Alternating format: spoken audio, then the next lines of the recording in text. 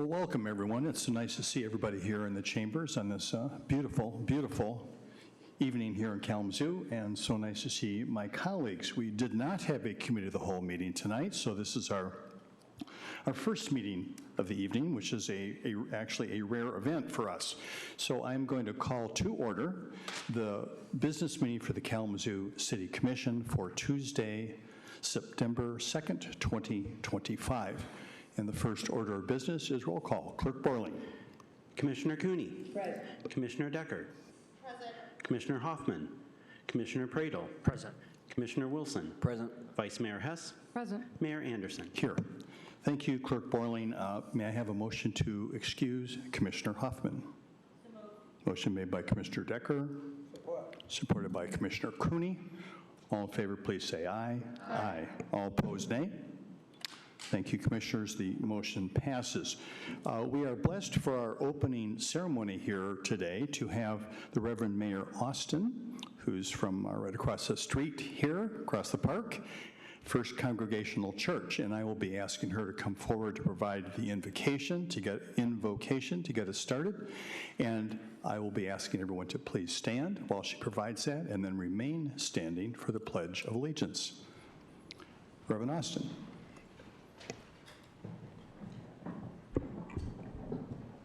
Let us quiet our hearts and spirits and come before God. O God, who is light and grace, truth and compassion, as the seasons turn, as we begin new routines and new patterns, we thank you again for the beauty of our city. We are grateful for each place where someone tonight is making music or lifting a paintbrush, spinning a pot or planting a tree, planning a lesson for children or caring for adults, making a hospital bed or cleaning up trash, each one adding to the web of our community. We give you thanks for leaders who give their time and energy, ideas and wisdom in service to the city, and for those who love the city and will come and speak tonight. And we pray that you would give everyone in this meeting gifts of strength, vision, and compassion, adding to the web of our community. Be tender, we pray, with those who will call 911 tonight, and with those who will turn on the siren and answer. Spread a blanket of peace over those who will sleep outside or toss restlessly in unsafe homes. Give courage to those who will attend 12-step meetings and energy to those who will work late.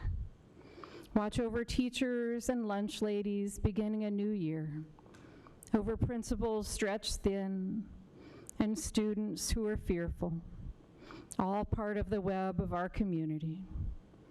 Weave it all together, we pray, God of all people, continuing to build our city full of welcome, energy, safety, and peace for all. We pray in hope. Amen.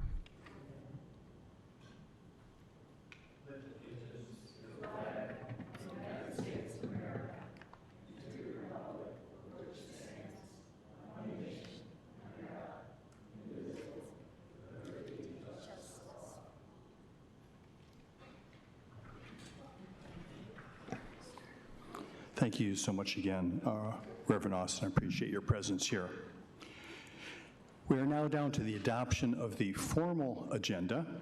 Commissioners, do you have any items that are on G, the consent agenda, that you would like to have moved to H, the regular agenda?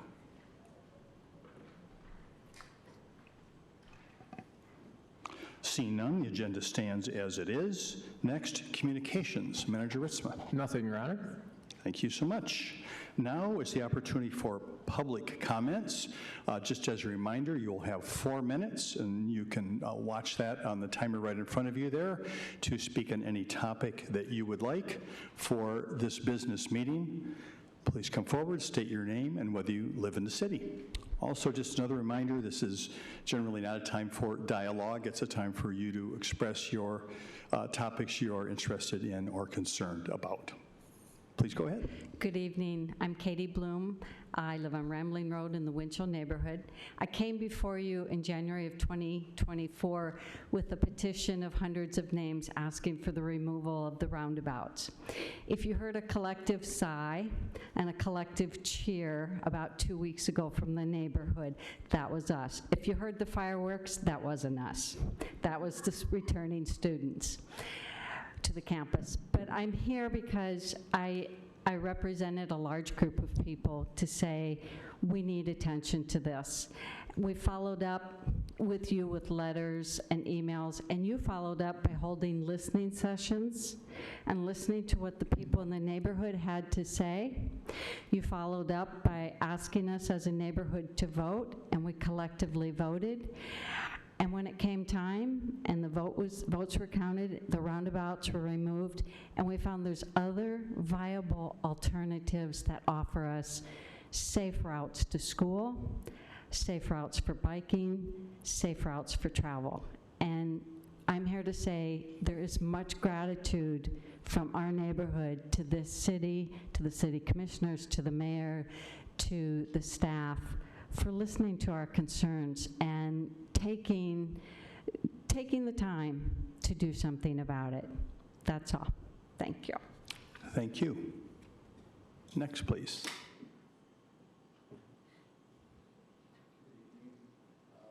Something I wrote here. My name's CJ. I live right down the road here. I tried to handle this without coming here, but I'm a resident, at least for now. I've also recently become a citizen journalist. I walk around the neighborhood, and I couldn't help but start documenting what's going on. The serious public safety and health issues in our downtown and public spaces. Over the past month or so, I have repeatedly witnessed and have photos of several incidents of public urination, the aftermath of public defecation, littering, open drug use, public drinking, and other unsafe behavior in areas like Bronson Park, Arcadia Creek Festival Place, and the downtown mall area, which always reeks like urine. Should probably do something about that.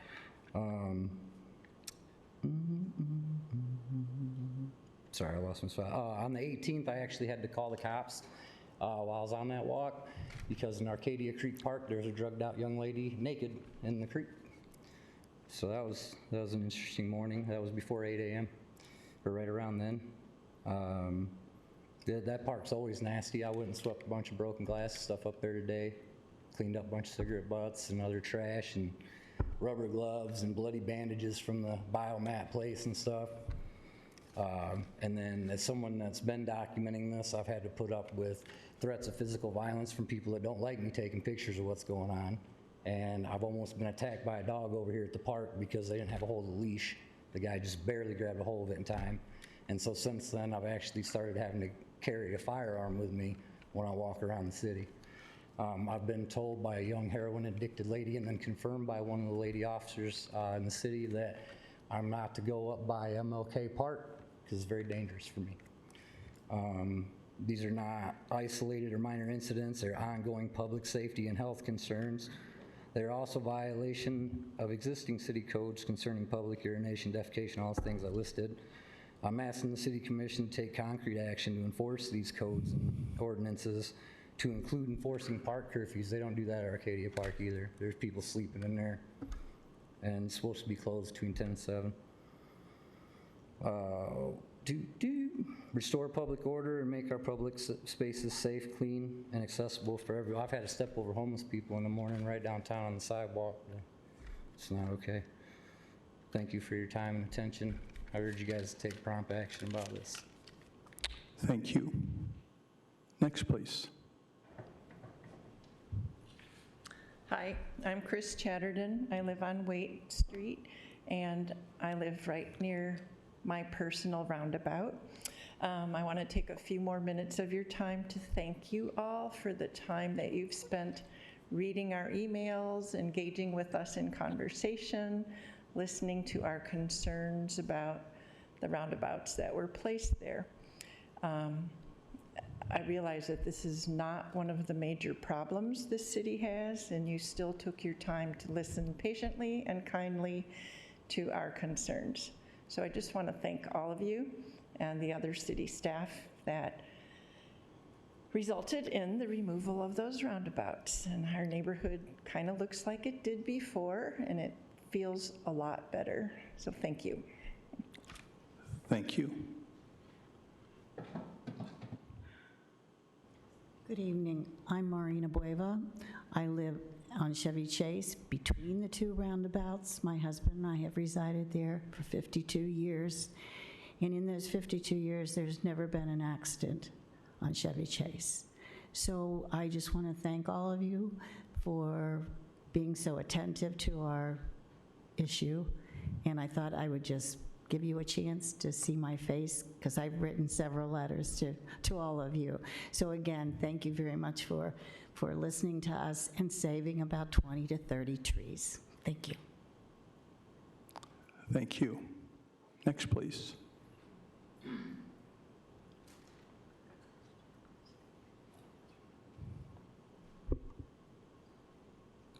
Good evening. My name is Maggie Adams, and I do reside in the city, and I'm also a member of Isaac, and that's actually why I'm here before you today, is to invite you to this Saturday's Walk, Run, Roll. If you haven't had an invitation already, you can always go to Isaac's website, and also help us to celebrate some awesome leaders on September 6th right here at Spring Valley Park. This year, our servant leader of the year is Chris Roberts. Woman of the Year, Deacon Sandra Bevilmo. Leader of Equity, Patrice Griffin. Lifetime Achievement Award, Steve Barber.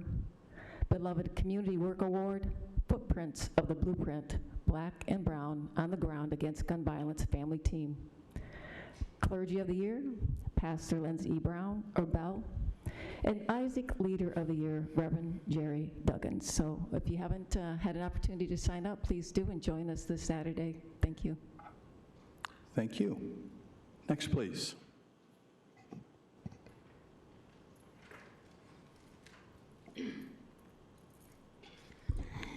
Hello, everyone. Again, my name is Tina. I live on Lake Street next to our last natural green space, Lake Stockbridge to John. I have been fighting for almost 8 years now to get this last natural green space out of the mayor and the city's destructions list. We are in a floodplain area. This is the lowest point in Kalamazoo. We are the bow of Kalamazoo. Isn't that what you said, James Baker? Why would you guys keep building in the bow of Kalamazoo? Why would you build in the bow without fixing the infrastructure underneath the streets? With the last 2 floods we just had, I believe it was August 19th and August 12th, James Baker was on the news.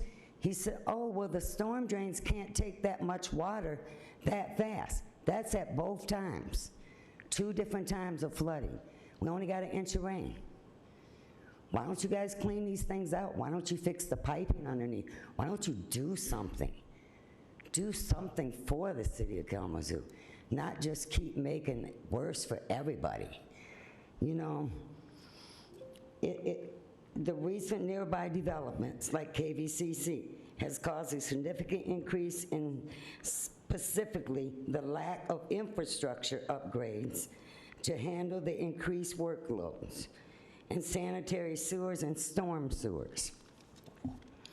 All we want is dry streets like every other neighborhood has. But now you're gonna build over there again.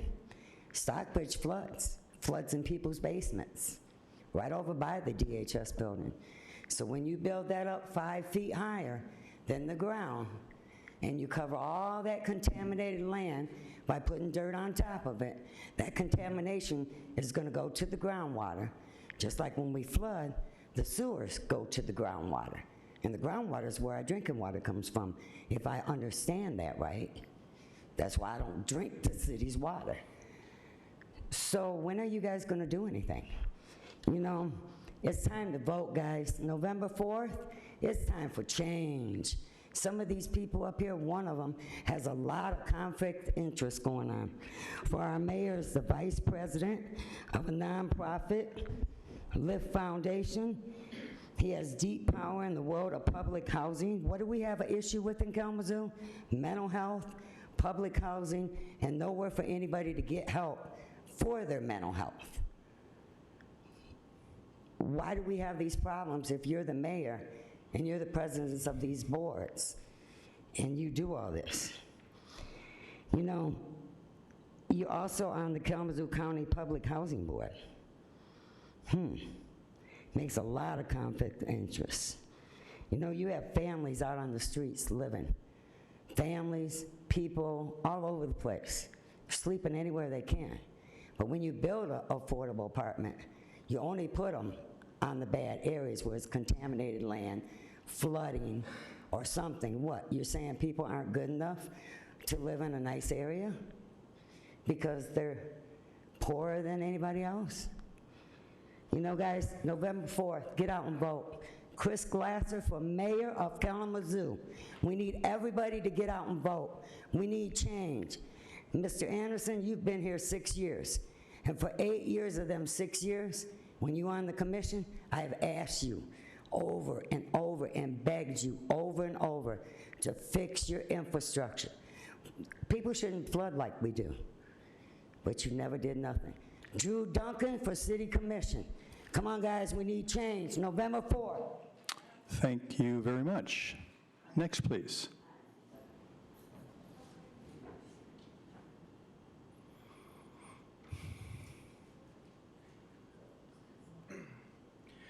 Hello, everyone. Chris Glasser, live in the east side neighborhood of the city. Last week, I attended a community workshop regarding finding our next city manager, and I had wrongly assumed that the event was sponsored by the city. I figured this was something the city would do. After all, they hold listening sessions for things like Imagine Kalamazoo, and apparently they do listening sessions for roundabouts, but not for finding our next city manager. Apparently what I was told is they reached out to some hand-selected community organizers and talked to them, but didn't hold a actual public meeting. So hats off to the organizers that decided to do their own public session.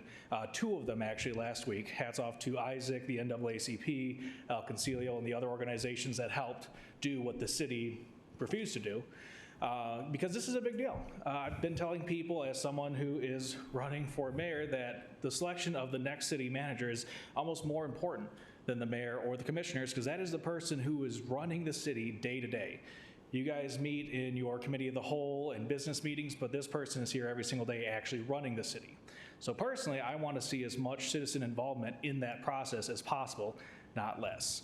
So hats off to Isaac, the NAACP, El Concilio, and to the city. You can do better. Thank you. Next, please.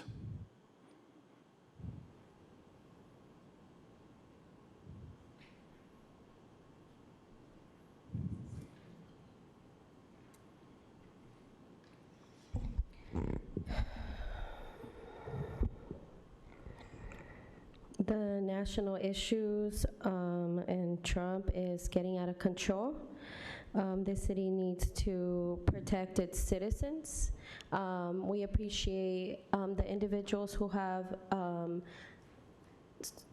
shown solidarity about ICE and the 287G bill, but there needs to be a collective agreement. And Chief Davis Boysen's email claiming ignorance of the agreement 287G is disingenuous, because in rare cases, Immigration and Custom Enforcement, ICE, and the U.S. Customs and Border Protection, CBP, may be contacted to take custody. So KDPS does have contact with those agencies, and the fact that he feigned ignorance about what that means is very concerning. And the community needs some kind of transparency when it comes to when KDPS has contact with ICE. As we see, we cannot trust the president. We cannot trust the people who are in charge right now. And to the person who spoke about the houseless community downtown, that is going to take resources. That's going to take Housing First initiatives. That's going to take programs that obviously David Anderson is not interested in implemented because he is worried about the money. He's following the money trail, as we clearly see. And then we see him at the Republican Party. So we've been saying this all along. To me, it was no surprise. I haven't even bothered to share the Facebook post, honestly, because it's a waste of my time. We knew this all along. We knew where you stood. And you just wanted to play in people's faces, but I hope people are seeing you for who you are and what you're doing to harm people in this community, because you have a real impact on this community, just as the city manager has impact. And you guys have been trying to keep that process from the community. It is a rush process. It is too fast. And Isaac, El Concilio, and other organizations felt the need to do their own listening session because the city rushed their listening session and decided to exclude community members. Okay, so it's not even going that well here.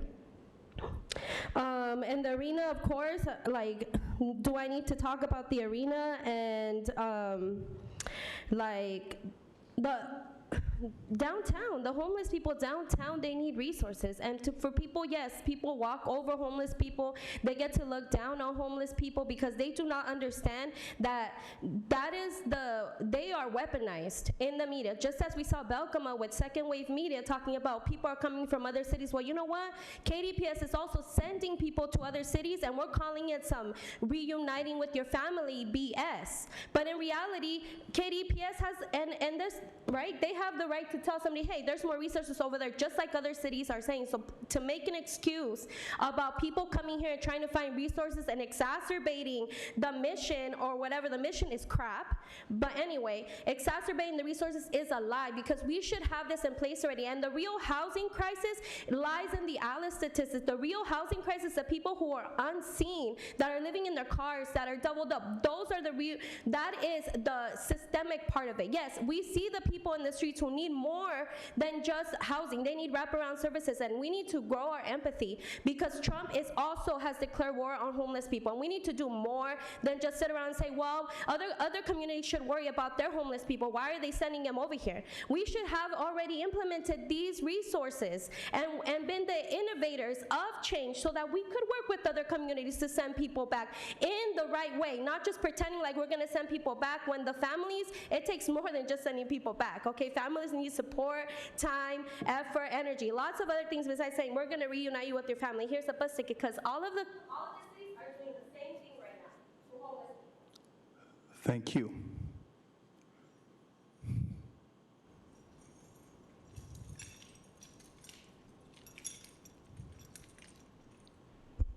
Hi, my name is Shona Espinoza, and we all know nobody wants to be unhoused. Nobody wants to be out on the street. There are so many reasons why people are on the street. Rent is too damn high. Some health issues. Something has happened in their family, or something happened to them. But is that fair because somebody's had a tragedy or something happened to them that they have to fall through the cracks and be out on the streets? People are coping, and a lot of people, the only way they know how to cope is to drink, do drugs, or do other things. Yes, we have a lot of resources here, but how many barriers are put in place to make sure that they're not receiving the services that they need? ISK is a big mental piece that plays a part in this community, but it's full of shit. Because at the end of the day, they're not really out here to do the job. They're just out here saying, hey, we have mental health services. Hey, we make rides with the police. Hey, we go downtown. But how many of them are actually taking the time to do those services? So many people at ISK, what do their caseloads look like? Why is one person having to service over 100 people?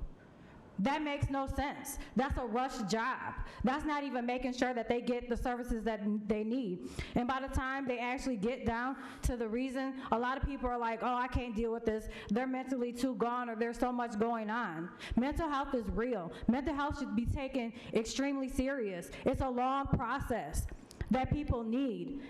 It should be taken seriously and do what's needed, not a quick fix. Because you do a quick fix and you put them back out there, the same thing is going to happen time and time again. And we see this happening over and over. People need mental health wraparound services to make sure they have the things that they need so they can have a job that's stable, so they can find housing and get up off the street, but also have wraparound services to help them know how to do this. Some people are so far gone or been out on the street for so long or had so much tragedy happen to them or trauma that they're not functioning like a normal person would because of all these things that are going on. And if you have parents going through things like this, can you imagine how hard it is for the children that are involved in trying to do their best to live? Do better. We have a mayor that sits on multiple boards: housing, mental health, the Foundation of Excellency. And what is going on when we have a mayor that is allowing these things that are happening? We have a housing crisis in Kalamazoo. We have a mental health crisis in Kalamazoo. But we have a mayor that sits on these boards. That is a red flag. That is something that should not be happening. If he is on these boards, he should be the one making sure that things are getting done. Cross your T's, dot your I's, ask for help. But you're not. That is so wrong. The election is coming up in November. And just like your endorsement was blocked with the Democratic Party, we're going to keep on pushing to make sure you're not reelected, because you're the cancer to this city. You're one of the big things that is wrong with this city. You want money and we want help. Do better. Thank you. Is there anyone else who would like to speak this evening?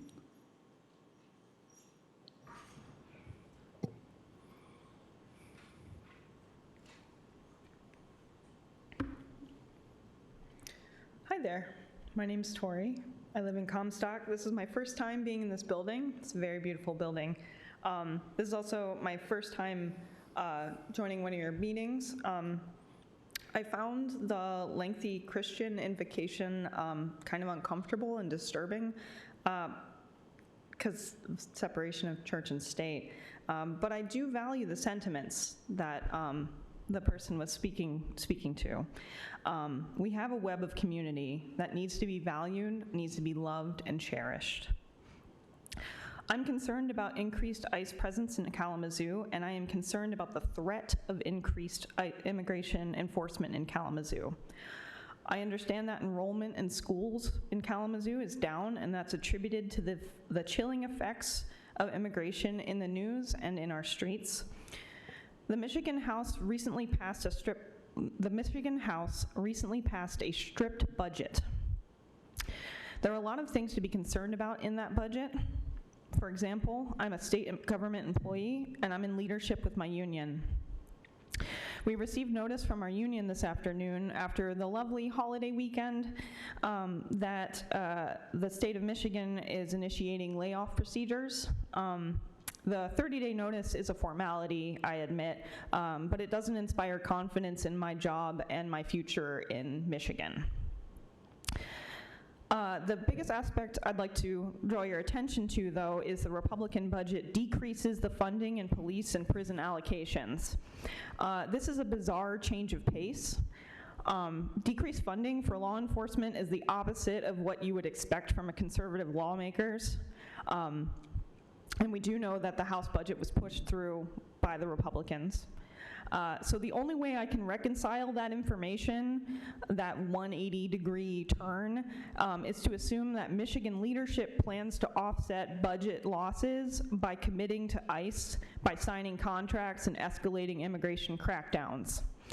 Immigrants are a critical part of our community. If I can't interest you in the humanity of keeping children with their families, of not terrorizing and uprooting communities, maybe the massive threat of economic devastation can interest you. I work in agriculture. The people are scared. I look at plants all day. They're scared of seeing me, some plant bug nerd out there. That breaks my freaking heart. But it's not about me, right? Immigrants deserve to be here. No one is illegal on stolen land. I'm asking you to formally and vocally commit to rejecting ICE, to rejecting 287G agreements. I am asking for your commitment to make Kalamazoo a sanctuary city, and I cannot oversell this. I really need Kalamazoo to verbally, vocally, explicitly reject 287G agreements. Thank you. Thank you. Next, please.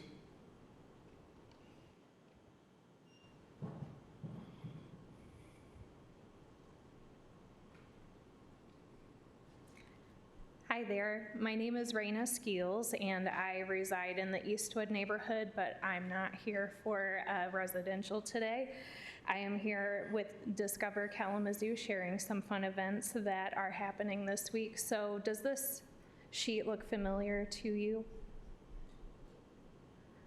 Okay, wonderful, because you can sign up to get this to your email every single week, and it has a complete listing of all the fun things that are happening.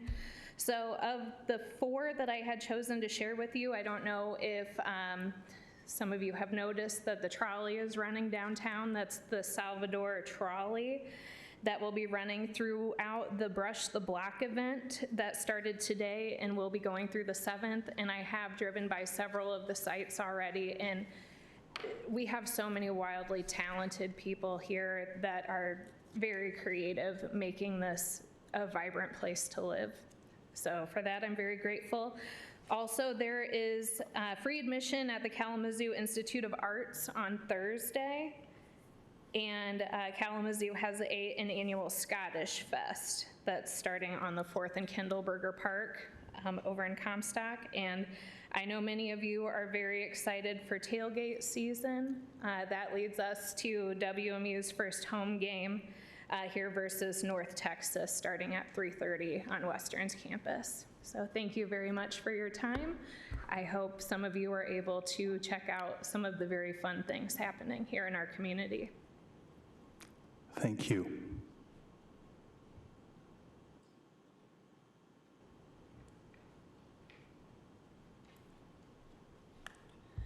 Good evening, Commissioners, Vice Mayor, Mayor, City Manager. Thank you for this opportunity. I just have a couple announcements that I want to share with everyone. I'm Jonathan with the NACD. So want to kind of piggyback off of the Brush the Block. Thank you for pubbing that, and we're going to be having our event this Thursday.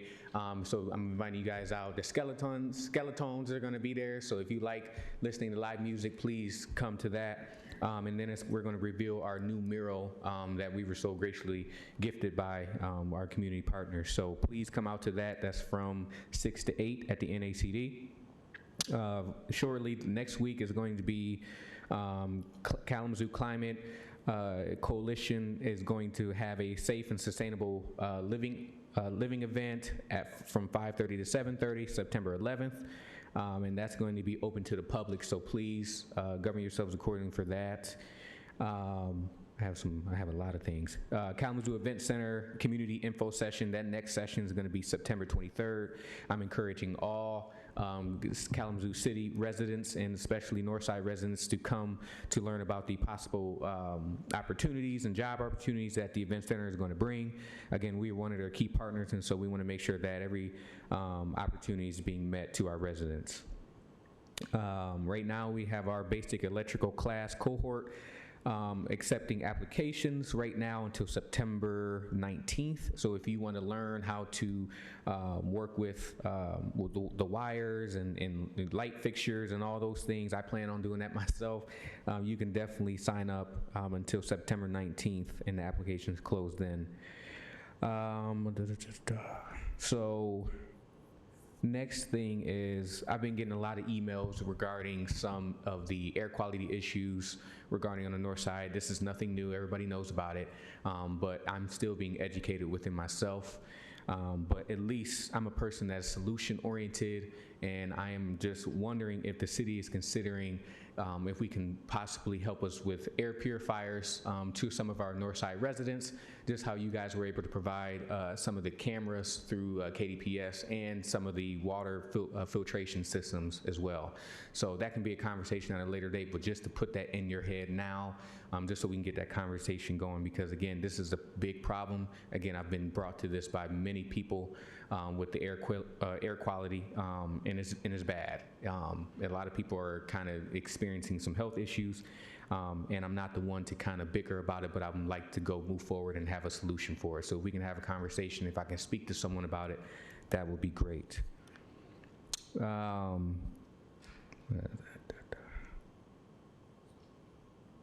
think that is it. I may have more later, but thank you. Thank you. Is there anyone else in the chambers who'd like to take advantage of this public comment period this evening?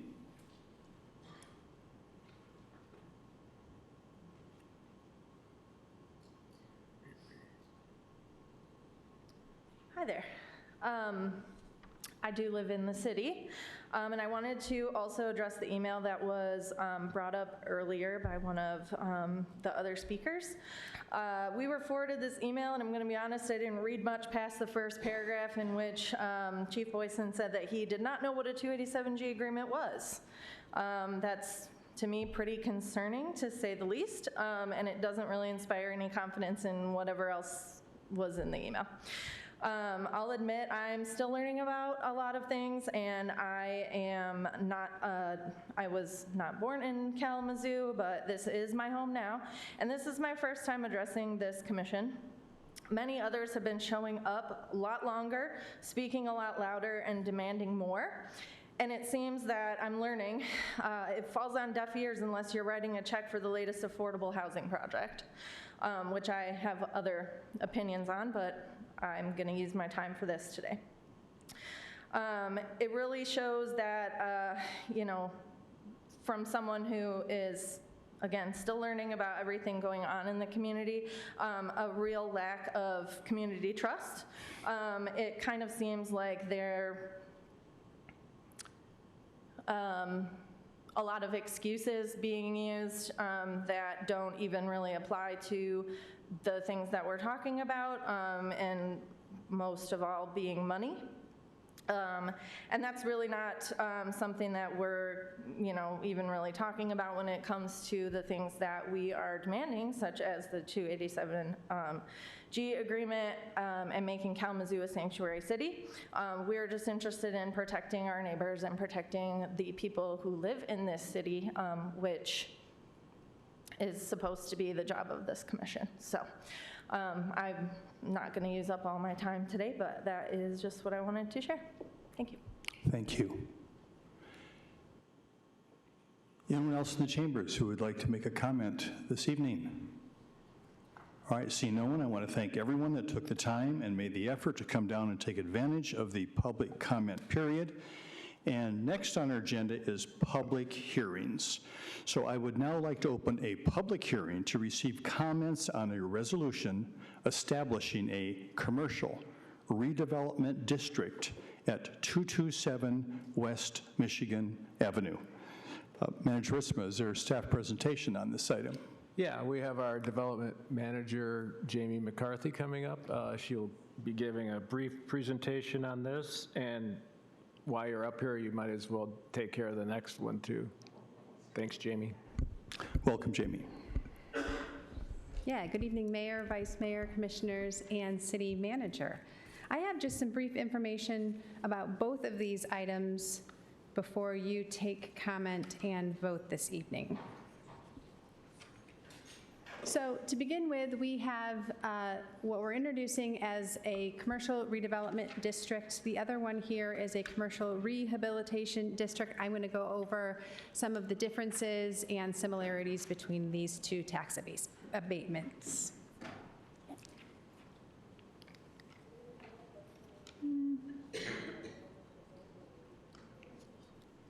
Clerk Borling, oh, looks like that's working, great. So again, today the first step is a public hearing to create the district itself. This is really just going to enable the ability for a project to come forward and put in an application. So it's really just a step one, it's establishing this district. So we're going to talk high level today, but I do want to talk a bit about the projects themselves, because when we bring forward these applications, there is a project in mind. So I'll give you a high level overview of these projects. But assuming that an application comes in, you're going to get a lot more information. You're going to hear a lot more about the specific tax information about each of these projects. And also we'll talk a little bit more about some of these projects and how they came about, or we spoke about them in June. Excuse me. Thank you. Tell him to back up because he comes over here intimidating citizens, and I let him know, and he comes and tries to intimidate me. And that's not gonna work. That's not how you build community trust. So this Thank you. first site is the Michigan Avenue Courthouse. Again, we spoke about this in June, but just to remind you all, this is currently vacant. It's privately owned. It housed the county courthouse just a couple of years ago, and we have an opportunity to see it revitalized and reused. It would maintain its historic character, though. So this is a historic redevelopment of just around 100,000 square feet. And it would come back as just over 120 hotel rooms with a restaurant, lobby bar, and the plan here would be that the exterior of the building, that structure, would really remain intact. It would look a lot like you see today. The plan would be to use some limited on-site parking, really take advantage of some of the existing ramps, parking ramps that are around the city today, and add in some of the valet services right near the front of the building there, but really maintaining that character, taking advantage of some of the tax credits that go along with that historic preservation, and really keeping this kind of gem in the center of downtown. As I mentioned, it's part of this transformational brownfield package of projects that city staff and the development team came to you all and spoke about in June.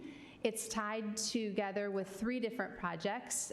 This Michigan Ave Courthouse, or MAC, along with 2 other projects that are residential projects. So in the next public hearing, we're going to talk about the Spiritflex building, and then included in this package deal is 619 Porter, another residential project.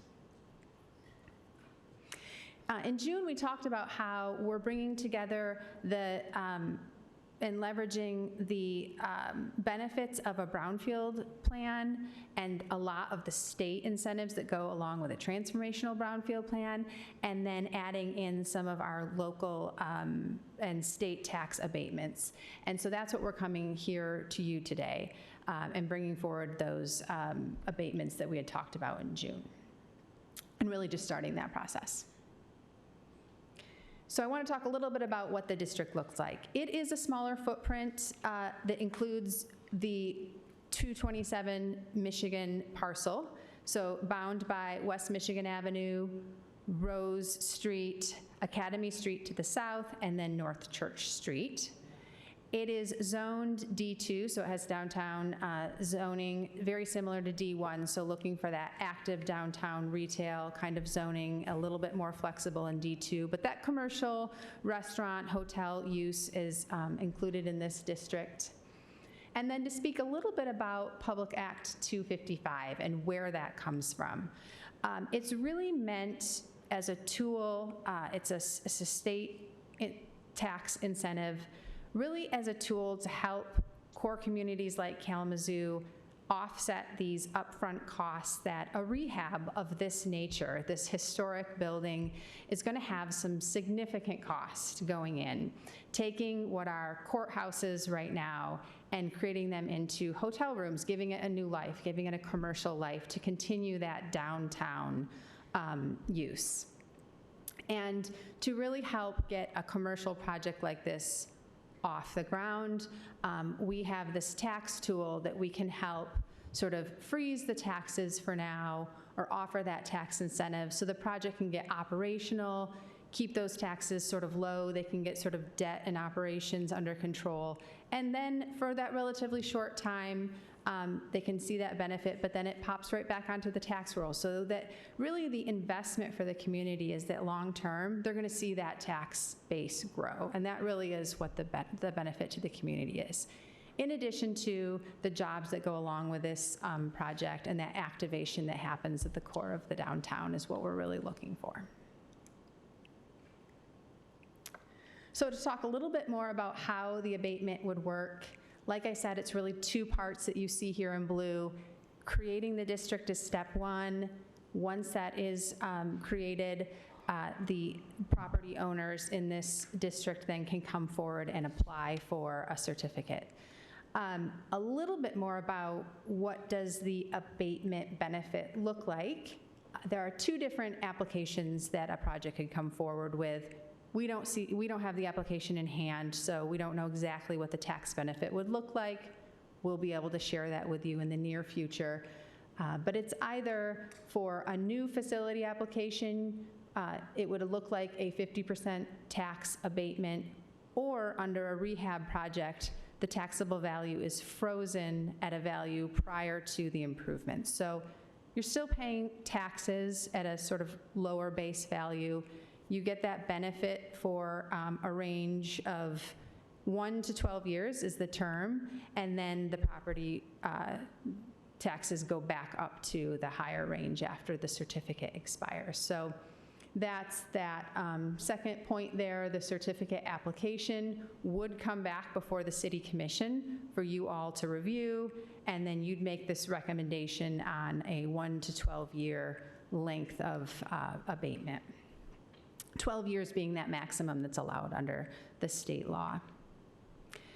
I just want to point out that final approval is the responsibility of the local unit of government. You would then issue all of the certificates, and that is filed with the State Tax Commission.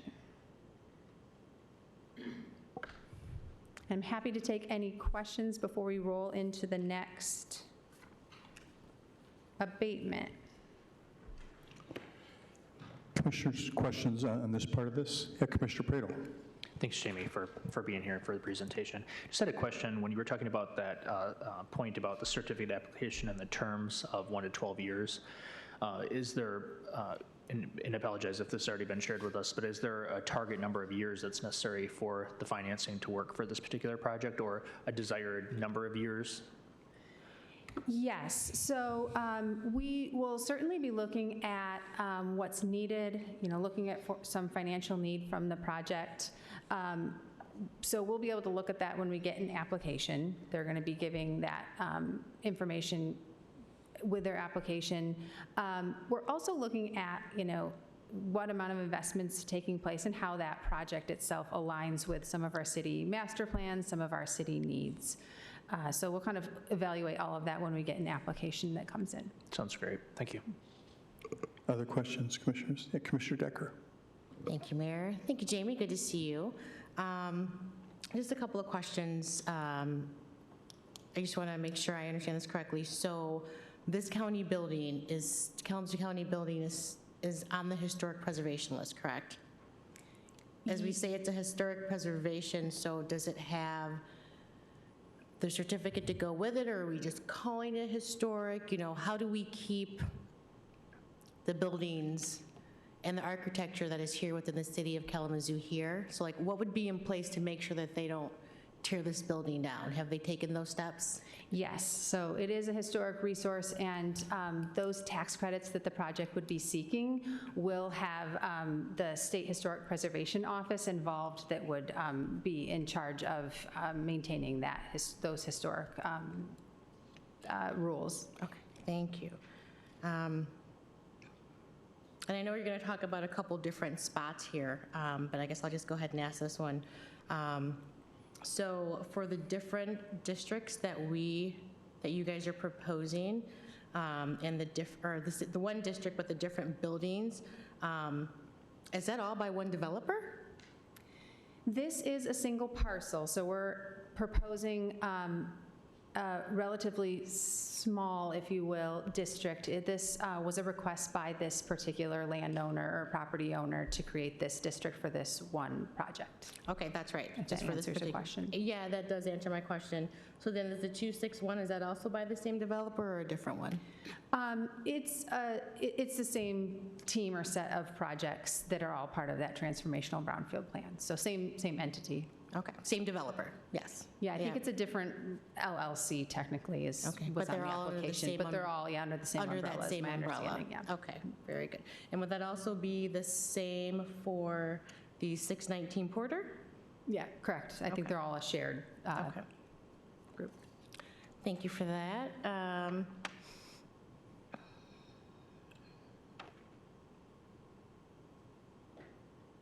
So it looks like both of these, and I'm kind of talking about this one here too, because my questions kind of go with all of them. So it looks like all of these buildings wouldn't be new facilities, correct? These would be rehab projects. Is there something on 619 Porter? I think most of these buildings will be a large amount of rehab. I don't know exactly, depending on the definitions in the statute, if any of them might qualify as new or if a certain amount of the building is new construction. I'll have to kind of wait and see what those, we'll have to wait and see what those applications look like. Okay, awesome. And then another question, do we know right now what those values, taxable values are right now on those buildings? Have they done that assessment, or would that be something we'd be able to find at BSNA to find out what the taxable value is right now? Yeah, that's correct. They all have, any current taxable value would be something the assessor would have available publicly through the BSNA database that you mentioned. So then let me ask this. If we go off the taxable value of what the building is now, I would assume that there wouldn't be another appraiser that would go out there. Would the building be appraised, you know, to really find out, is that really the true taxable value? I guess I'm kind of wondering, when was the last time these buildings were appraised? Have they been sold recently, or have been under the same owner for a while? It's my understanding that it is the responsibility with the local unit of government that they would rely on the assessor in their last assessed value. And they're going to be looking at the land value, they're going to be looking at the building value, as you mentioned, so there'll be a breakdown that'll be done by the city. Okay. All right. Thank you so much, Jamie. Thank you, Commissioner Decker. Other questions at this time, commissioners? All right, thank you. Ms. McCarthy, go ahead. All right. Well, let me talk about this second site as well.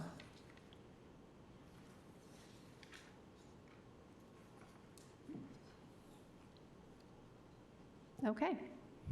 So we're moving just north along Kalamazoo Avenue here, and we're looking at the Spearflex building, which is a current building here that's used as office. And as you know, office uses are down a lot, and we have the opportunity to see this building converted into a residential space, which is certainly a need that we have throughout the community. This is about 51,000 square feet that would be converted into 57 new residential apartment units, using the existing surface parking that's on site, so they have the ability to use parking and not be creating new parking. Again, this is also part of that transformational brownfield plan, and so this is located again in the downtown. I want to mention that the Downtown Economic Growth Authority is another sort of taxing district or capture district located in this downtown area that has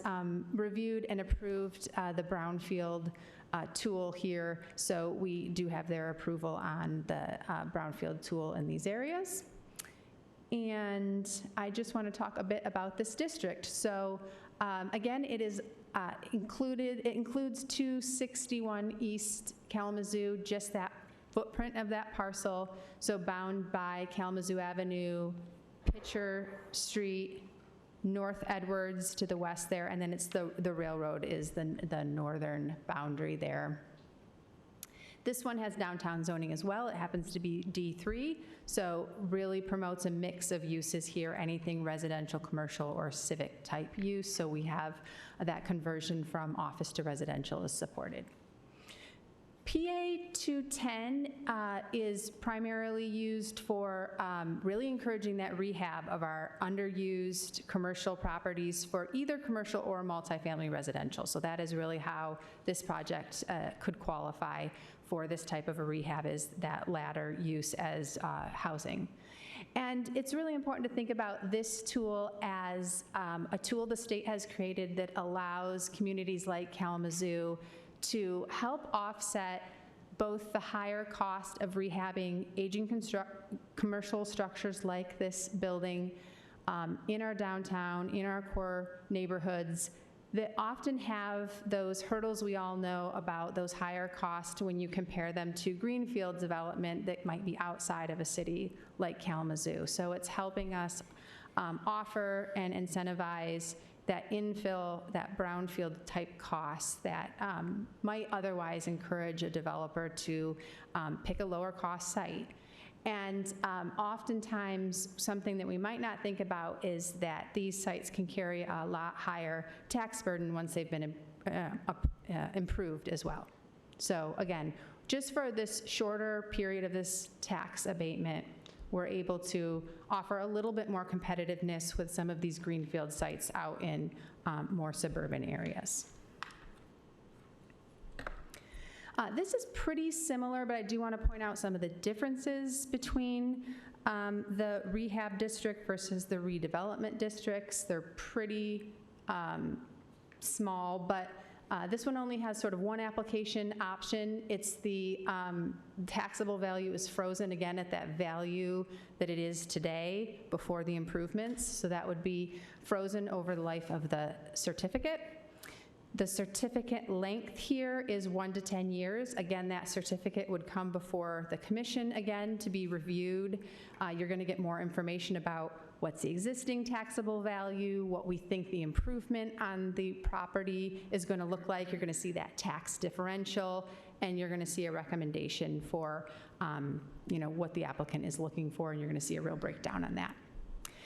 And then in this one, it's a little bit different. The final approval is done by the State Tax Commission. So we, the city staff, the clerk's office is sending this recommendation that's approved by this body onto the State Tax Commission. They're issuing the approval and the certificates at the state level.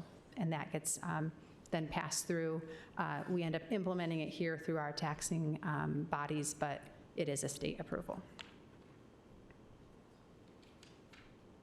And I'm happy to take questions on this one as well. Commissioners, questions specific to this project? Commissioner Pradel.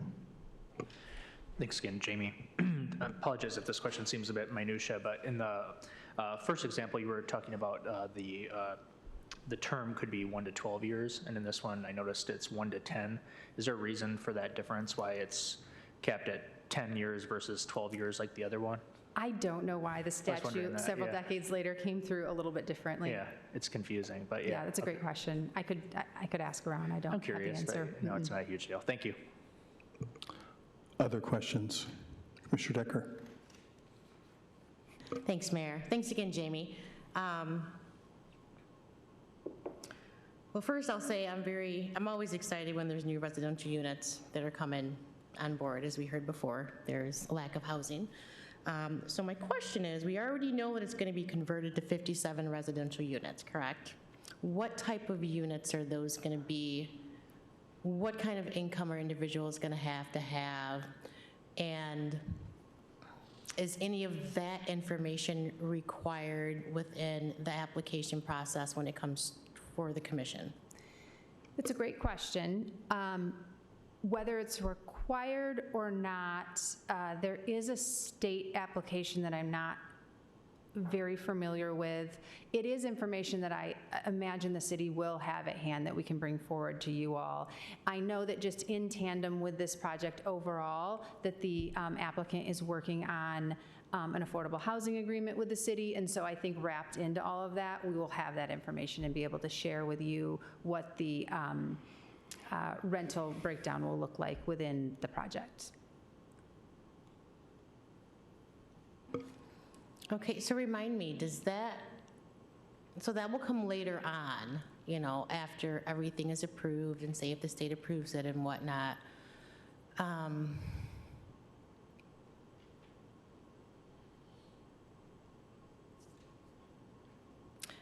pretty sure our city staff is looking at what the city needs and the amount of housing that we need, units, 1 bedrooms, 2 bedrooms, lofts, studios,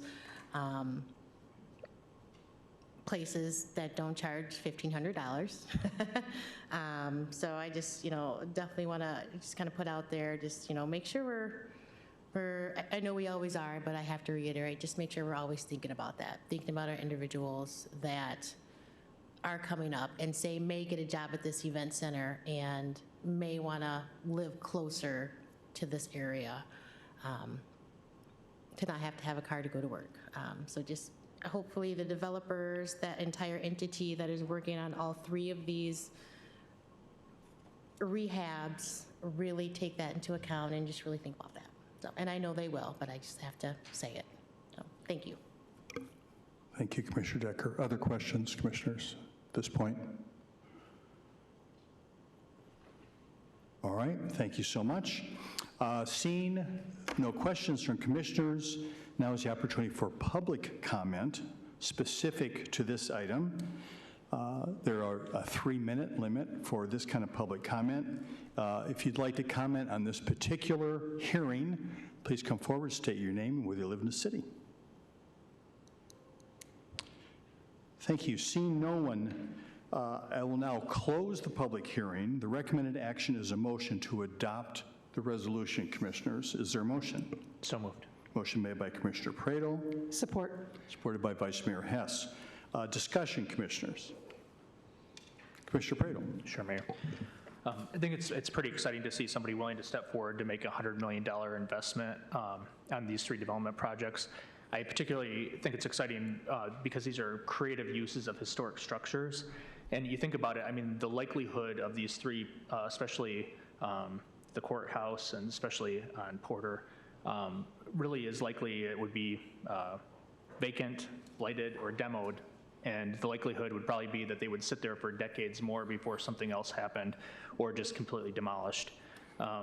It breaks my heart when you see these beautiful buildings that something could be made out of. And I know just from my day job, I've seen different research that shows just a typical home, if you demolish a home, it would take, even if it was the most energy efficient, it would take something like 7 to 9 years to recoup the carbon footprint impact of demolishing, hauling it away, taking it to a landfill.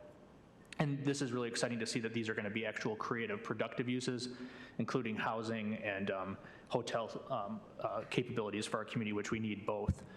So I think this is really exciting. I also think it's really neat and innovative to see, we've seen in other big cities where there's the trend to convert office spaces to housing because that's where the need is in communities, and we're seeing the same need in our communities. So the fact that there's that responsiveness to the need that our community needs so desperately right now is a great.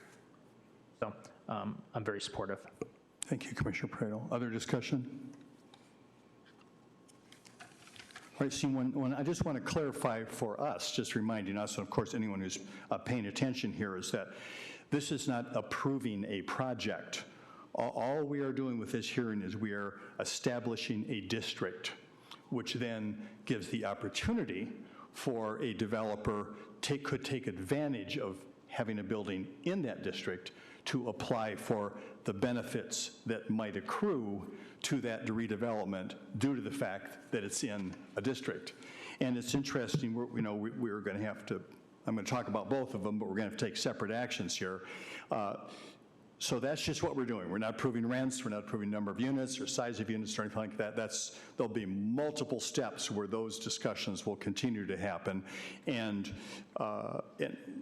so many pieces of this, that have to continue to move forward for this project to occur. And so a couple other things I just wanted to say about this is that, we don't create here the state statutes that give developers these kinds of opportunities. These are state-created opportunities with their own little nuances, and who the heck knows why one is 1 to 10 years and another slightly different, almost exactly the same one, is 1 to 12 years. Who knows how they got written that way? But these, we don't set, state taxing policy, we just live with it. And then we try to determine those opportunities that are given to us that are meant to incentivize development. Do we want to take advantage of it or not? It's, we can't say, well, we'll tweak it, do it this way and that way. Here it is, here's how it comes, you want that or not. And what we're doing is just doing the first step here of just creating the district for that to occur. Now I want to just change the topic here just a little bit. We've heard about brownfield tax credits. Now we've been hearing about brownfield tax credits. That's one of the small number of tools we get to incentivize development, which allows an increase in tax value to then generate revenue based on that increased value, which then can offset the additional cost of a development on a blighted site or with environmental issues or that sort of thing. So that's the tool. There's brownfield and this tool that kind of come together to try to address those extra costs to help urban core centers, for the most part, have their older buildings and blighted sites be redeveloped rather than sitting like they are. In addition to that, we've heard this terminology, and it's related to this one. Why are there 3 different sites, Commissioner Decker? You know, why are those all involved? Because of the category that this is in. This is not just the kind of the hope here and the application that has already been at least initially approved at the state is this is a transformational brownfield project. So that's different from your everyday run-of-the-mill brownfield projects, and these are limited in the state of Michigan, so it's capped. There's so many transformational brownfield project opportunities that come along, and this is really the first one for Kalamazoo, and who knows, maybe the only one for a while. That transformational component of that brownfield allows some additional collection of some tax revenue to help projects happen that otherwise would not again. So that's the transformational piece. But in order to cross that threshold to transformational, based on the size of our community, it's got to involve so much investment. I think in this case, we're probably well over $100 million of investment in Kalamazoo, but that's why there's 3 separate projects. One alone would not meet, reach that bar to get that category of transformational. So already this has been proposed to the state, the concept, and it made it, through that initial vetting to be a transformational brownfield project for Kalamazoo. So that's why we're in this kind of special category here for that. There are other cities around that have had, there's a capped number of these are made available. Other cities, Grand Rapids to our north, has taken advantage of a couple different transformational project development, opportunities, and in other places around the state, certainly on the east side of the state. So this is new. The transformational portion of this is new for us. Once again, all we're doing for 2/3 of this project, just 2 of the sites tonight in these 2 actions, is just creating a district, a commercial redevelopment district in the first case, and a commercial rehabilitation district in the second case, all defined by state statute. So a very first step. So, why is this important to us? Well, great cities do have great downtowns. We're hoping that will be continued investment in our downtown. It's not good for downtown to have a large building, which is privately owned, as all of these are. City doesn't own any of these buildings. To be reused, to be vibrant in some way, to be contributing to the economy, to providing jobs, to all the kinds of things that we want for a vibrant city, these kinds of investments. And these are the tools that are given to us, to help that happen. But just this action tonight is not ensuring in any way this is a done deal. There are so many more steps that have to be gone through, including another very careful evaluation by the state that grants these opportunities as transformational opportunities that will include many, many, many details, including, does this project make sense? Is there sufficient resources to develop this thing at the end of the day? So, and it will come, other steps will come to us here as well. Some of them go to the state, but some of them come here. So this is just like one little piece. It's not at the beginning of it. There's been a lot of work that's happened just to get us to this point, but frankly, by the time everything gets added together, and presuming we continue to make positive steps in terms of everything lining up, all the paperwork signed, all the financing in order, ready to actually start work. We'll be lucky if that's all done, honestly. The developer might tell me a little different, by a year from now. So this is a slow-moving action with multiple steps in it, and this is just one initial piece for part of that bigger project.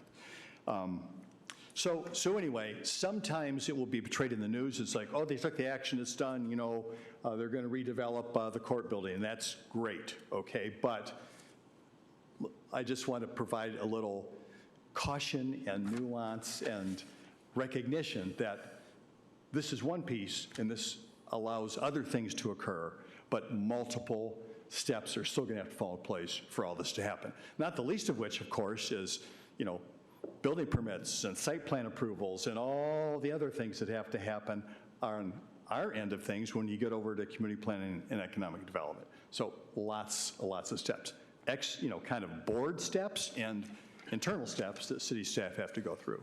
Luckily, we do have a department in the city here that is sufficiently savvy when it comes to the brownfield opportunities and these kinds of things that we are capable of having a knowledgeable kind of interaction and discussion about what we want to do and what the city's position is going to be in that, understanding all that. And we also do contract with outside team members as well to give us that kind of third-party look representing the city's interests in it when we look at a project like this. So lots to come. I didn't mean to over-talk it or anything, but I think for me, it's just helpful recognizing whatever may be said about this, here's the action, it is to create the district. And so here we are talking about that. Commissioner Decker. I guess I do want just a little bit of clarification. I think it's a great project, but so we are doing the resolution for the public hearings for 261 and 227.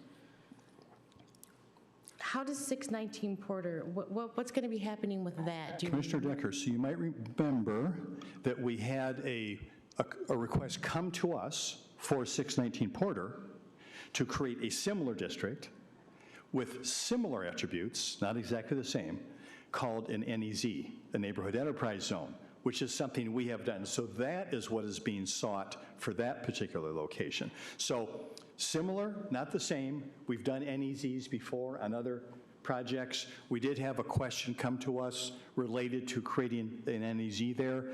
We have not finalized that, so that still has to happen.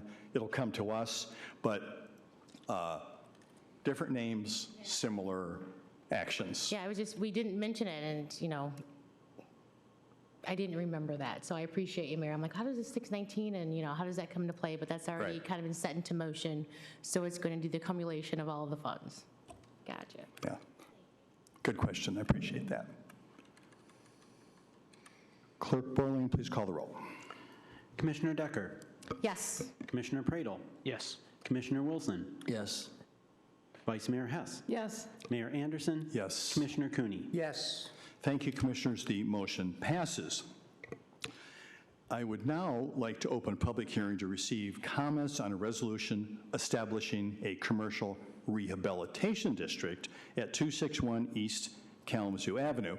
So I'm not going to ask about a special presentation because I know that, we covered both of that, Ms. McCarthy did. So I will skip over a special presentation, but ask questions. Commissioner Decker. Are you all set? Okay. Any other questions, colleagues, on our second action? All right, seeing none, now is the opportunity for anybody here in the chambers to comment on this item, which is F2 under public hearings. If you'd like to make a comment, please come forward, state your name, whether you live in the city, and you'll have 3 minutes. Seeing no one, I will now close the public hearing. Excuse me, sorry I was so slow. I just want to say I'm very excited about this as someone that cares a lot about affordable housing, and I am glad for your question, Commissioner Decker, about affordability levels, and it's too early. But I know you always give payments in lieu of taxes, and I'm wondering if you can do that in addition. Okay. So this tax abatement is how the developer will be able to do the affordability and also the brownfield funding. So however it happens, I'm very, very pleased about this effort to increase the number of units and, of course, rooting for mixed income with some really lower affordability levels included. Thank you. Thank you. Any other comments on this action? Seeing none, Clerk Borling, please call the roll. Commissioner Pradle? Yes. Commissioner Wilson? Yes. Vice Did Mayor? I? Oh, no. Was there? Okay. Sorry. I didn't ask for a motion, did I? Thank you for catching that, team. All right. So the recommended action, team, is a motion to adopt the resolution. Is there a motion? I'll move that, Mayor. Thank you very much, Vice Mayor Hess, and support by Commissioner Decker. Now we can have a roll call. Thank you, Clerk Borling. Commissioner Pradle? Yes. Commissioner Wilson? Yes. Vice Mayor Hess? Yes. Mayor Anderson? Yes. Commissioner Cooney? Yes. Commissioner Decker? Thank you, Commissioners. The motion passes. Next is the consent agenda. City Manager Ritzma. The following items are presented this evening for approval. First is the approval of a contract supplemental and change order with Kent Communications Incorporated for utility billing, printing, mailing services, and postage in the amount of $105,000.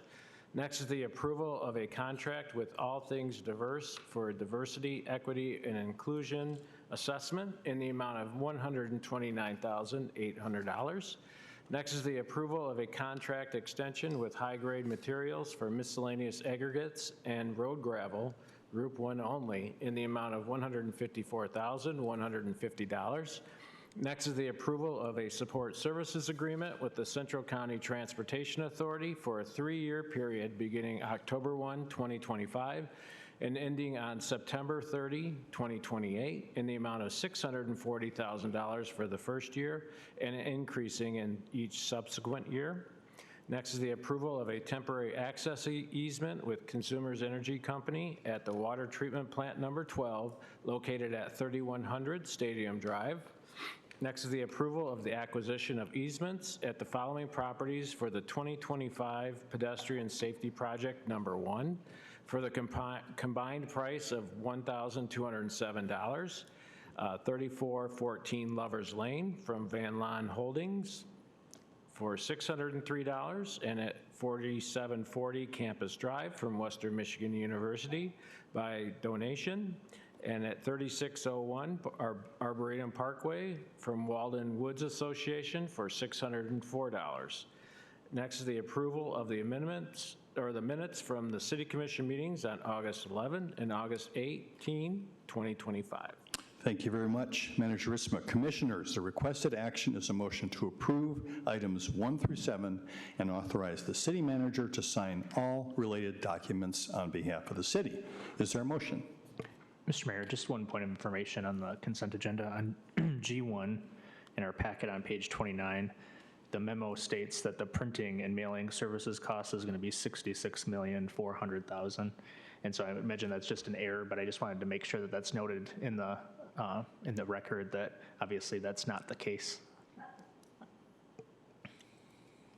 That'd be a lot of printing. Clerk Borling, please call the roll. Motion. I'm sorry, I didn't do it again? Boy, I'm glad I've got the team with me here tonight. I'd be going off the rails. Okay. Commissioners, the requested action is a motion to approve items 1 through 7, authorize the city manager. That's right, I did ask for that.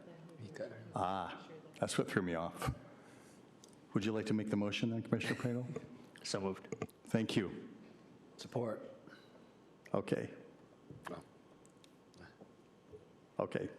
We're gonna fight over that? All right. I'll take it. Thank you. Supported by Commissioner Cooney.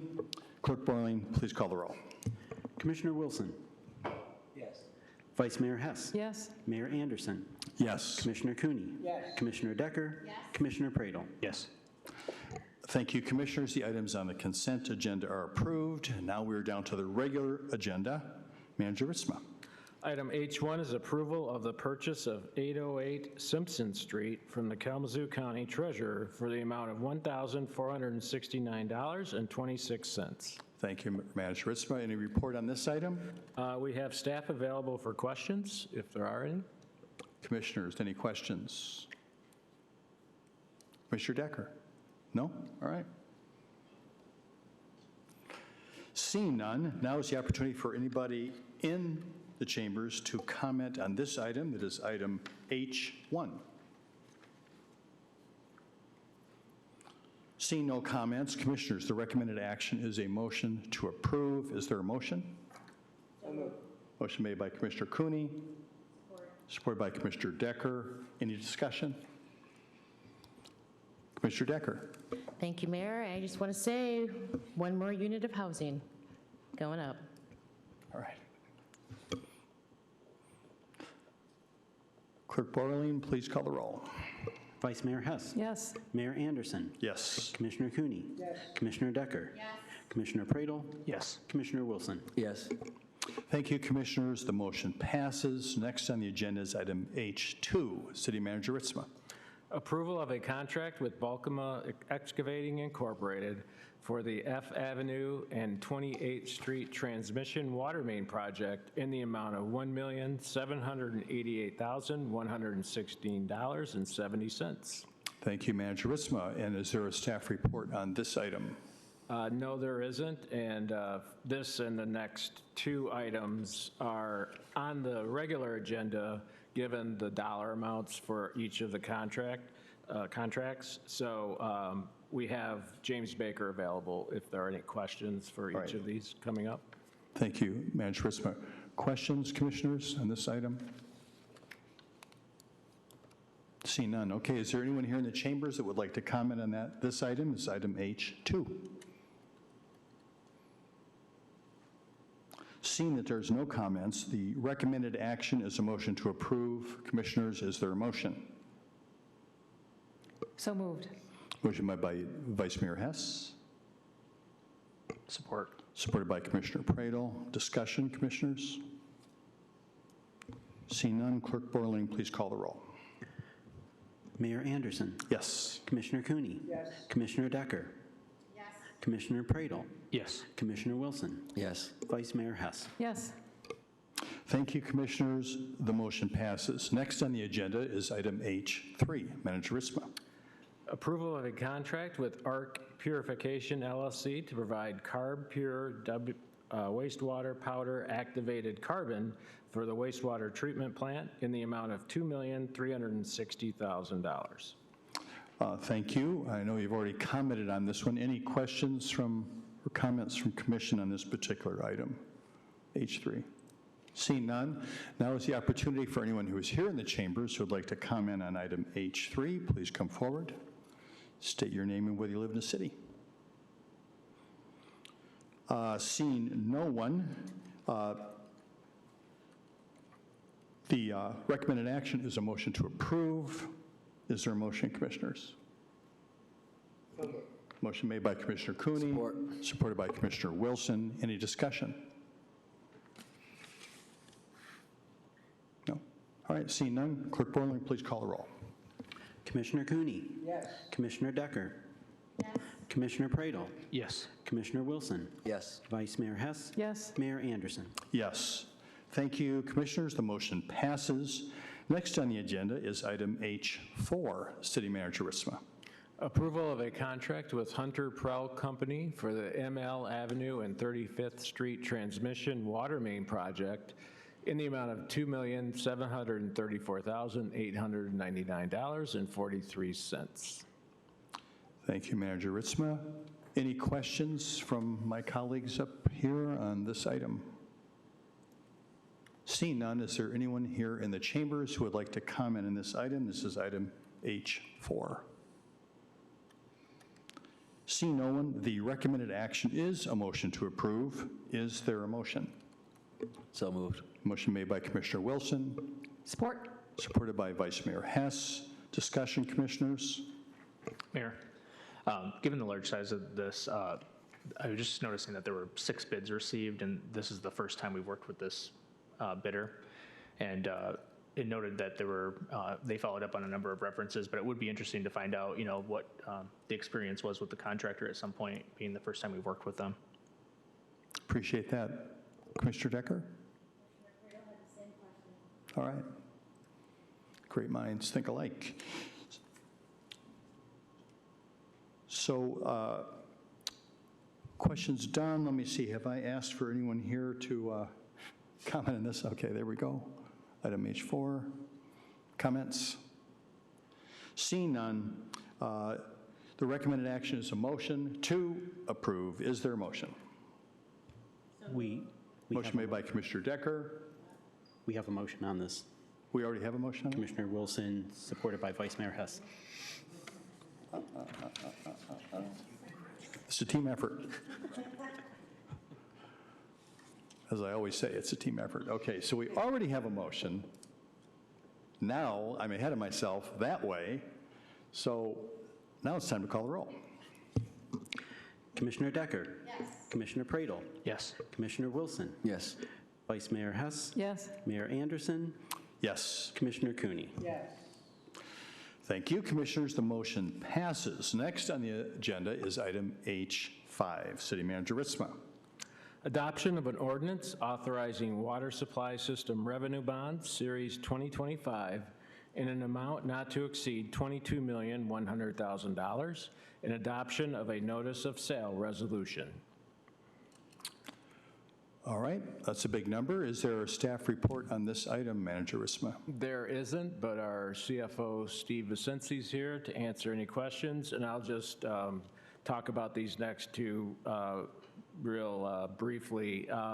So each year, we have a capital program that is identified. It's built into the rates, and this is carrying out the funding piece to fund the projects that are being proposed in our water and wastewater supply systems. So these two items will begin the process for issuing those bonds.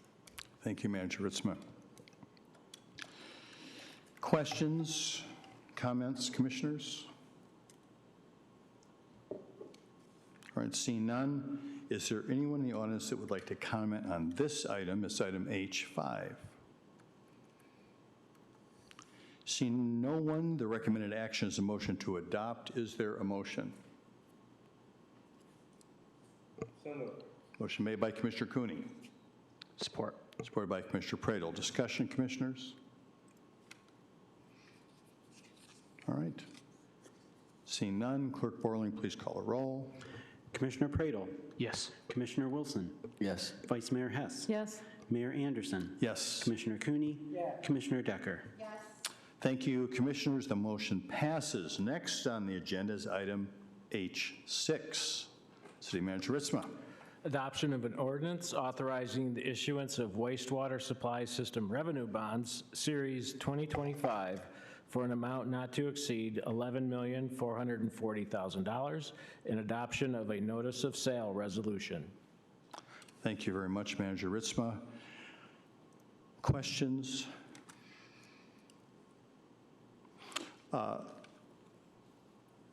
Is there anyone here in the chambers that would like to comment on this item? Please come forward. It's item H6. Seeing no comments, the recommended action, Commissioners, is a motion to adopt. Is there a motion? So moved. Motion by Commissioner Decker. Support. Supported by Vice Mayor Hess. Discussion, Commissioners?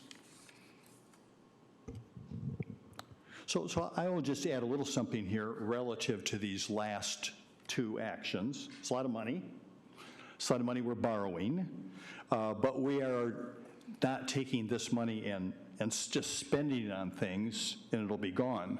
We are investing this borrowing in infrastructure for the city of Kalamazoo, for the future of the city of Kalamazoo. And in one case here, the one we just passed was for the water supply system revenue bonds, and this one now is the wastewater supply system revenue bonds. So specifically tied to work in those two areas, and additionally paying back this borrowing will be based on what we collect when we charge for water and sewer services. So these are revenue bonds that are based on the revenue from those enterprise funds. These are not bonds that are paid back through our general funds. Clerk Borland, please call the roll. Commissioner Wilson. Yes. Vice Mayor Hess. Yes. Mayor Anderson. Yes. Commissioner Cooney. Yes. Commissioner Decker. Yes. Commissioner Pradle. Yes. Thank you, Commissioners. The motion passes. Now we're down to reports and legislation. City Manager Ritzma. Thank you, Your Honor. I have a few items this evening. First, 3 personnel items that I want to raise attention to. First, I want to congratulate Adam Vosberg and Nicole Kling, who are in our Management Services Department. They've both been promoted. Adam to the Trust and Accounting Specialist, and Nicole Kling as our new Accountant 1. So congratulations to them. And then our IT department, Information Technology Department, is in the process of hiring a digital workplace technician. And so this position will be really coordinating all the various computer programs, software that we have, and making sure things work together as they should, especially the Microsoft environment that we use here and a lot of our systems for accounting and other uses. So I just want to let you know that this is a new position that is much needed in our organization, and I appreciate IT for coming up and filling that. And then finally, it was referenced earlier, but the Kalamazoo Mural Festival is underway. In fact, the opening reception was at 7 o'clock, and our own Rebecca Kick, who's our Deputy City Manager, is there to kick that off. And so this festival would be going today through Sunday, September 7th, and there are services available, trolley services, which will be from 3 to 8 p.m. Tuesday to Thursday, and then 3 to 9 on Friday, and noon to 8 on Saturday. And many events, including a bike tour and a party at the Haymarket Plaza downtown. Those will be on Saturday, as well as a window painting project. So for more information, you can visit brushtheblock.com, and you'll see all of the activities that are planned for this week. That's all I have, Your Honor. Thank you very much, Manager Ritzma. Next, unfinished business, and I'm looking for an update on the city manager search process. Vice Mayor Hess. Thank you, Mayor. Yes, we have an update. As of 10 o'clock today, we have 20 applications into Raftellus, our search firm. In response to the city manager search survey, we had 415 fill that out, and and then in addition to the 2 community meetings that were held, we anticipate those to be up and put onto our website, kalamazooCity.org/CM search or /city manager search. Hopefully by the end of the week, Raftellus will have given us that information about the results of the surveys. In a timeline, I'd like to note there's a correction from the last update I gave. I said that on 10/27 we would announce our chosen candidate. That is not true. So applications are being accepted through 9/12 through September 12th, and will be beginning to be reviewed beginning on September 12th by Raftellus. On October 6th, there will be a closed session during our Committee of the Whole with Pamela Weidman from Raftellus. And then during our business meeting, we will vote on our top 5 prospects in number only. We won't name them yet. As we vote for them, then we will name them at the end of the meeting. Raftelis will then inform those finalists because the next week, October 14th, will be a meet and greet with the candidates at the Catalyst Center at 180 Water Street from 5 to 6:30 p.m. So everyone will come and everyone in the community is welcome to come and meet the candidates. On October 15th, this is where we're going to need a motion in a moment here, but we are planning to hold a special committee of the whole where commission will interview those finalists beginning at 4 p.m. here in the City Commission chambers. We will be open for public comment on October 15th, and from October 15th to October 20th, via a form on that particular website, via email, or you know where to reach us. October 20th, we also will be taking public comment. And then in our regular meeting on October 20th, we will name our candidate. We'll discern, we'll bring forward our candidates. We will vote for the candidate that we wish to have for our next city manager on October 20th. There will then begin a period of negotiation with that person, and it is assumed and thought that during the week of October 27th, perhaps on the 27th, we will also need a special meeting to approve the contract for our next city manager. Commission, do you have any availability issues with the week of October 27th? Monday, Tuesday, Wednesday, Thursday. We would need to give the public 18 hours? That is correct. 18 hours of warning, or Notice, yeah. notice, warning, to, before we can have that meeting. So we don't have to do that tonight, but I'm just wondering about your availability for the October 27th week.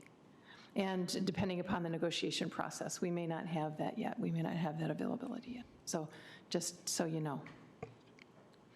So that said, are there questions from Commissioner Cooney, Commissioner Decker, of things that I didn't, Mayor, that I didn't bring up here tonight?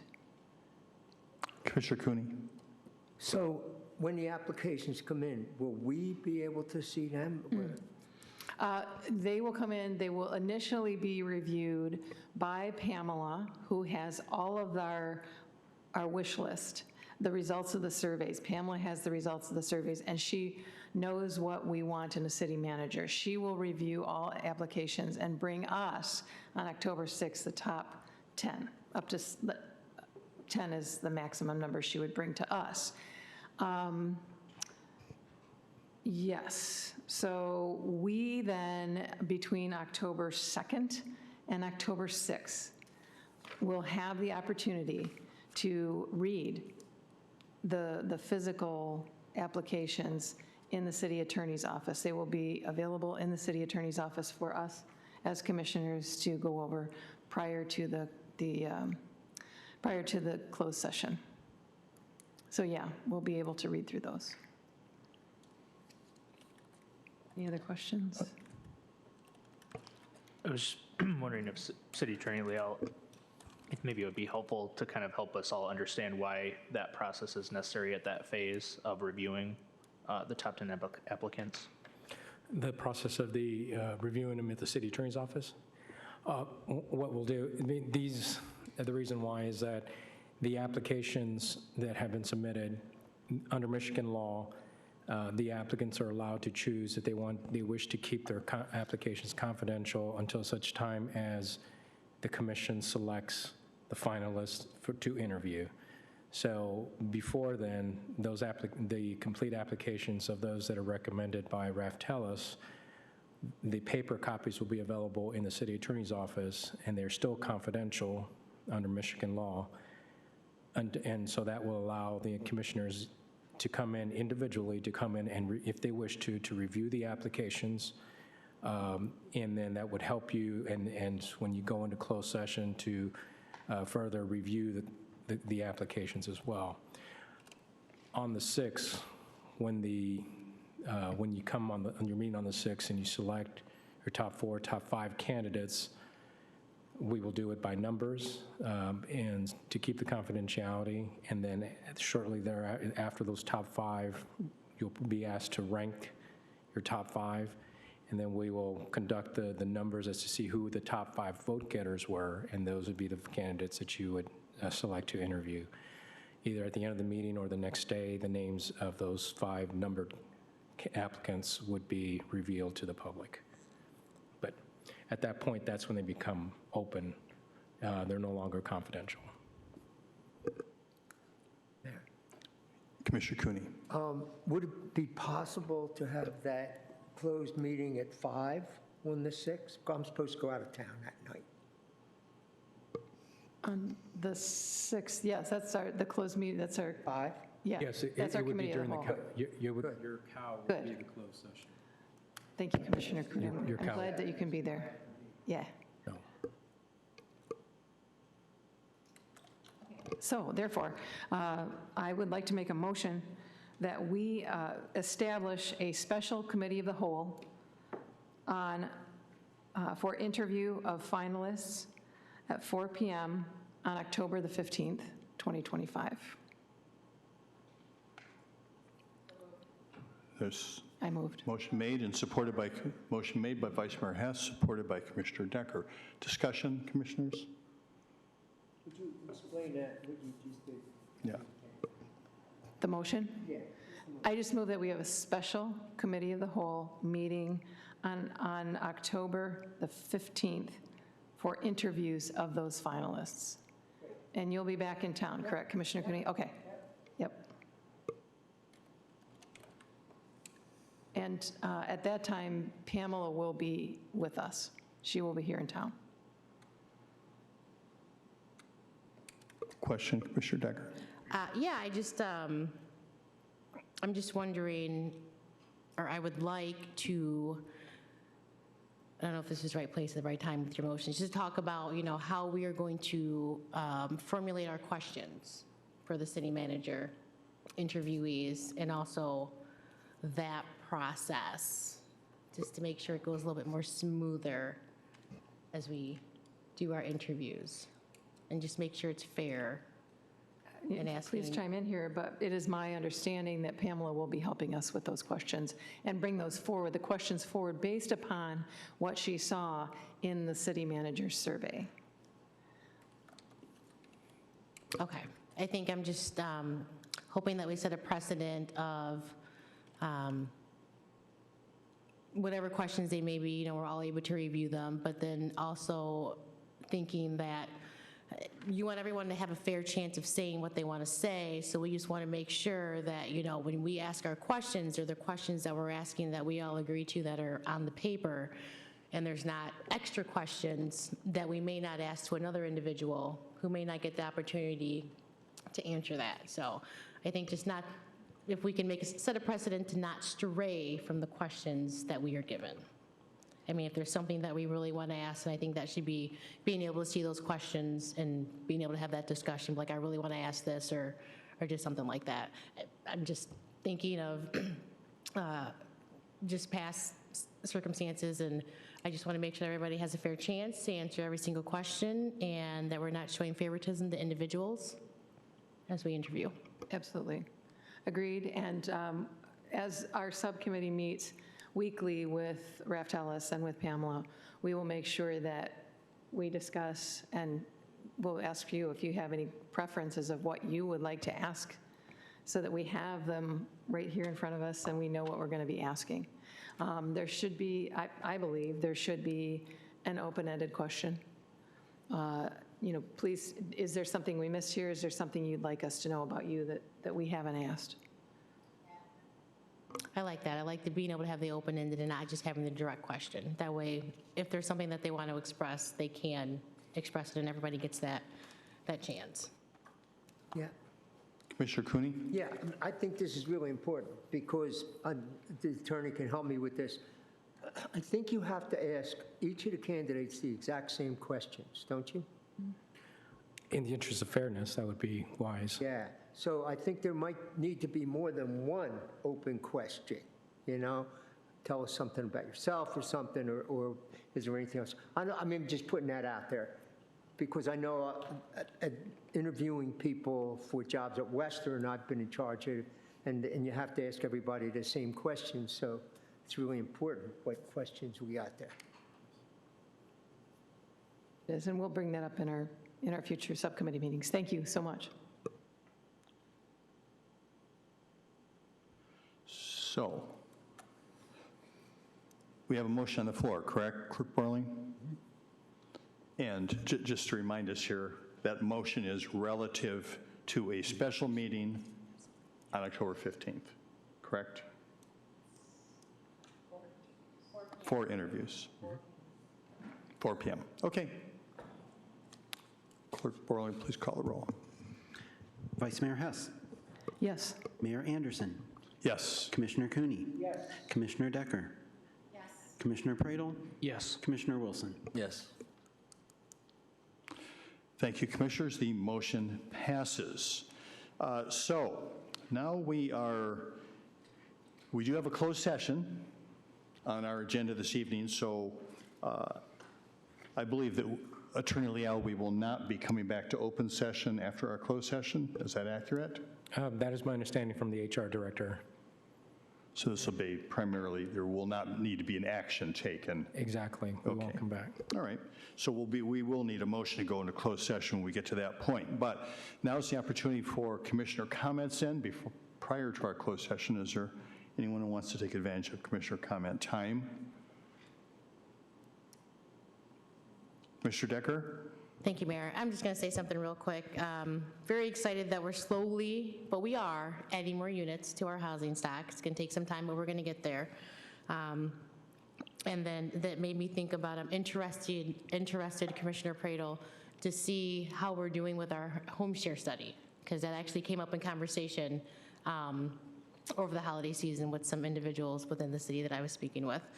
And then I also wanted to make a point that I did attend one of the listening sessions for the city manager search at El Concilio. It was very interesting. They had a lot of good points, and I do also believe, Vice Mayor Hess, that they are going to be putting together their lists to also give to Raftella. So I just wanted to let you know that, kind of be on the lookout for that too. Yep.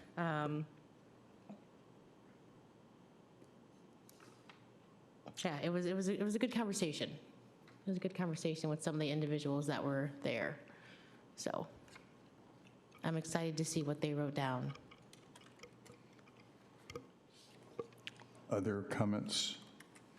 This by Commissioner Pradel? Commissioner Decker, thank you. I just recently sent just a check-in with administration, just asking them like where the home share program stood. And just like the latest update is that the home share feasibility study bid was closed on July 30th. So the bid to put a study just to kind of gauge community sentiment, right? Because you don't want to roll out a program if nobody wants to take advantage of it. We want to make sure this is going to be successful. Not just people who are going to open up a room in their home, but people who would want to take advantage of it. And so that's critically important. However, in that bid, there was kind of a significant price differential based on like the age demographic of like who they're assessing. And so they were hoping to go back to that person who bid to just indicate the desire to get as broad of a survey as possible with that.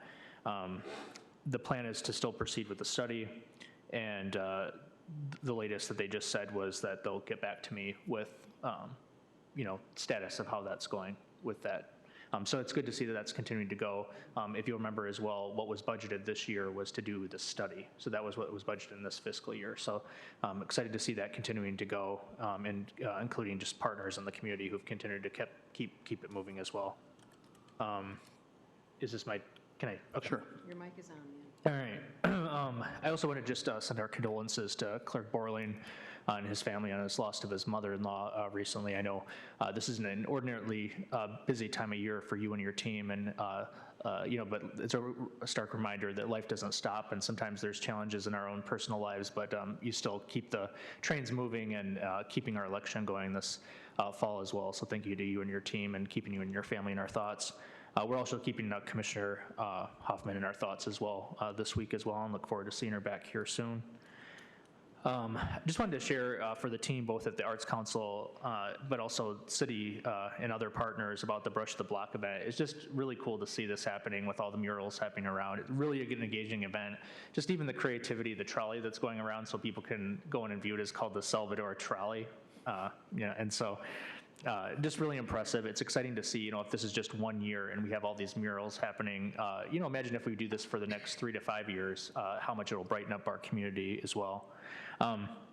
Today, a few of us were at a ribbon cutting for a small business that opened. I'm sure Vice Mayor Hess will probably talk a little bit about that. But something that was kind of neat is we have a new employee, Morgan, that I met today. And Morgan was just telling us about how excited they are to remain in the community just post-graduation. And was just telling us about their closest 3 or 4 friends, how they've all found jobs here locally, recently graduated from Western, just telling us all the different ways that they're impacting the community and have chosen to stay in the city of Kalamazoo after graduation. So I thought that was really neat and special, and welcome to Morgan, to the team. Also, just want to thank everybody who's continued to engage in the city manager process. We would love to do as much as humanly possible, but obviously there are constraints in doing that. But just the fact that so far hundreds of people have engaged with us by coming here for public comment. We have our survey where there were over 400 people who've done it. We are grateful to people who've helped host special input meetings, and then people who've attended those, people who've come here for public comment, and then just people who email us and reach out to us for meetings on a regular basis. We have heard from a lot of people in this process, and so we're very grateful for all those people. I think it's a really good sign for those of us who are on the search committee to have 14 people with first week who applied for that job. And to me, what that tells you is that those 14 people were paying attention to this search. They were waiting for that application to drop, and they were eager to apply here in the city of Kalamazoo. They weren't dragging their feet. They weren't waiting until the 11th hour. They jumped on it quickly to show their eagerness to apply. And those are people from around the whole country. So that really speaks kind of an excitement of that there's some buzz around this search, and that we have a pretty healthy response so far, and even just in the first week alone. So thank you to everybody who's been involved with that. That's all. Thank you, Commissioner Pradel. Other comments, commissioners? Vice Mayor Hess? Sure. Well, we're back to school. It's September, and all the folks are back to school. I want to talk a little bit about education in this, our education city. First of all, Mayor and I were able to attend the OLLI, the Osher Lifelong Learning Institute 10th anniversary over at Western, where not young people, but elders are able to receive information in classes and participate in learning, even in our advanced years. So I can't wait to sign up for that. And that was it was simply wonderful. It was a room full of elders. Toby, I think, were you there? I think you weren't there. Thought I saw you. But lots of really enthusiastic, wonderful learners throughout their lifetime. I was able to attend the YWCA Women's Equity Luncheon, where Eve Ewing. Eve is an educator and an author. She's at the University of Chicago, and everyone received the book Original Sins: The Miseducation of Black and Native Children and the Construction of American Racism. So she has penned this, and to hear her speak about it was simply mind-blowing, and I would recommend this book to anybody, Original Sins by Eve Ewing, E-W-I-N-G. Like Commissioner Pradel said, we attended, Mayor and Commissioner Pradel and myself attended the ribbon cutting for Kalamazoo Cream and its owner, Christy Potts. And I just want to give a shout out to Christy for her courage and her willingness to step out and to start this new one-woman business right now. But the cool thing, so they have special recipe cookies. I don't know if you had a chance to eat any, but they looked really well. They looked really great. And I'm just looking forward to that business growing. She is going to hire students and interns from the culinary program. She's an educator. Whatever you do, whether you're in a business or whatever you do, you can be an educator in this town, and that's what makes this town so great. is that everybody can seek education or deliver education to someone else. It really was an inspiration for me. So it's on, what is it, 1520 or 1502 South Westnedge down there, kind of kitty corner from the Shell station. At the bottom of the hill, right by Crosstown Parkway. So visit her for ice cream and cookies and some goodies. And it's a really wonderful space in the middle of the Vine neighborhood. And it's brought a lot of people together. It's a business, but it's bringing people together in this town, and that's what we need to do. And that's what happens in education. That's what happens in our schools. That's what happens in our institutions and in our colleges. That said, what can you do? What can you do to educate if you're not already educating? You can mentor, you can volunteer, you can donate, you can attend. You can support our young people in their sporting events. You can go to KPS, has a brand new, they're rolling out their new strategic plan from 2025 to 2030. It looks to be something that will inspire those in KPS, and I'm really excited about that. In my mailbox, we have Paint the Town. I'd be remiss if we didn't say something about Paint the Town Green. This is the week, for the first week of September, for big brothers and big sisters. If you should see green throughout your community, and you can, they are always in need of mentoring and volunteers, having lunch with the littles, being a big duo, being a big brother, a big sister, or even a sport buddy. They have, what's that? Oh, okay. But it's thinkbigtoday.org/volunteers. So get out there, paint the town green, be a mentor, be a volunteer, be somebody in somebody else's life in this wonderful education city. Thank you. Thank you, Vice Mayor Hess. Other? Commissioner Decker? No? All right. Anyone else this evening wants to make a comment? Hey, I just want to follow up on something here. I know sometimes there's some concern. People who may be watching feel that, well, hey, concerns are expressed and nobody responds to that at all. So I want to hit a couple points there, but I guess the overarching one is that if there is a particular city issue there, we've got directors and staff here in the chambers, and I witnessed this tonight. I'll see a concern expressed by the young man who's actually the director of NACD, and a few moments later, Director Baker was over connecting with him, helping him,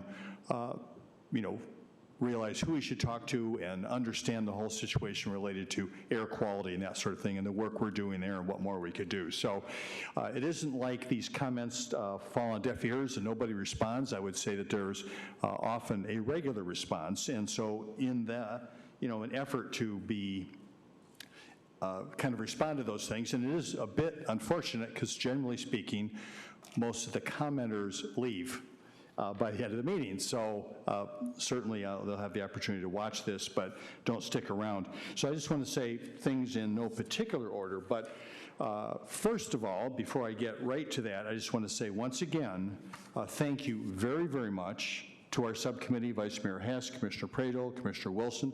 This is a lot of extra work and thinking that's going on, debating, going through this process. Nobody here has been through a city manager hiring process before, so it's a learn while doing kind of a thing. And these three commissioners are commissioners that, for sure, will be around for the next 2 years. And so they're going to get, for sure, directly to participate firsthand in the decisions that end up being made, and that's a given. But I also want to recognize staff, and I won't go through names, but there's a lot of, Attorney Leal is helping a great deal, but there's also other city staff that are helping with a lot of logistics on this, bringing their own, good intellects to the work, and I just want to thank city staff. This is an extra thing. Thank you so much for helping with that. back to just a few things that I was going to comment on. There were some concerns expressed tonight. I understand them about some of these community gatherings looking for input. You mentioned, Commissioner Decker, that you'd been to one. First of all, I do want to thank groups that have gone ahead and organized that, but I just want to be very clear. There was a concern expressed, well, why did the city sponsor those or organize those? Well, there was a request made that the city not sponsor those, not run those, not organize those, not have those in City Hall, so they could be entirely separate from any city staff influence. I appreciate you went to one of those, Commissioner Decker. I actually chose not to because that request had specifically been made for some distancing from city staff and team from, having any effect on what comments people might make or concerns. So understand the concern, but it was actually a very intentional, not an inadvertent action that these were organized separately and not run or sponsored by the city. Just something that didn't necessarily maybe referred to a little bit tonight, but comes up from time to time. Just a reminder, the city is not financing and funding the arena. This is not a public project. You might think it is. A lot of cities around the country, going to develop big stadiums, and they go out and it's tax funded. This isn't what's happening here. This is a privately funded development. The city is not diverting funds to build an arena. This is a private development. A unique thing here in Kalamazoo, as a matter of fact.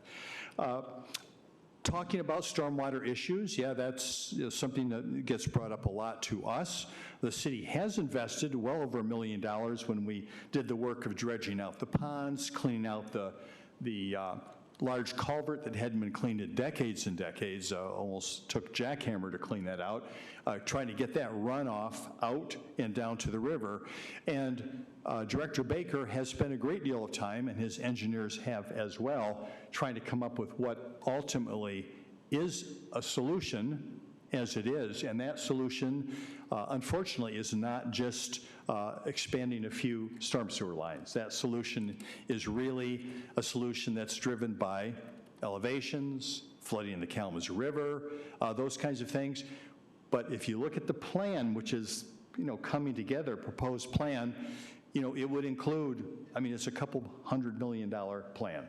And it's going to include possibly pumps, other kinds of things. It almost makes you think about the Netherlands a little bit. So anyway, it's not like no one's thinking about it. I know this is something that is certainly something that's important, to our team over at Public Services, but I don't want people to think that there's no contemplation, there's no thinking about it, there's no energy going into that whatsoever. There were a couple comments made also this evening relative, kind of disparaging of our chief, who is a great, great chief here. And I just want to say that our chief and his team have created a policy relative to the relationship and the interactions that are going to happen between our own great public safety department here and the federal department, ICE, that is referred to. And those policies, I think, are extremely appropriate. They're policies that I would suggest that we are comfortable with, we're aware of them, and I would also suggest that these are policies that have been created with a lot of input from our community partners. These are not policies that happen in a vacuum. We have engaged with thought leaders, community partners here in town who have a great interest in what those policies are, and there's been a great deal of interaction related to those policies. So it's not something that's just, happenstance. It's something that's very thoughtful, very considered, lawful, and reflective of our own community values. So I just appreciate that, Chief, for all your work on that. It means a lot, and we're very supportive of you and your team. Thank you, Manager Isma, for also being supportive of that. I'm sorry I'm talking so long here because I know we do have closed session, but I also just want to remind us, and I mentioned this before, that we're lucky that we have a skill set here inside the city relative to understanding some of these state statutes and what opportunities are available and understanding that here. We've got a great team that does that work quietly. It's not their job to necessarily advocate for a project with us. That's for us to decide, but to help evaluate what is available, the tools that are available, and what we can use, and how that all works together, to, at the end of the day, help redevelopment occur in Kalamazoo. So thank you, city team, for all that.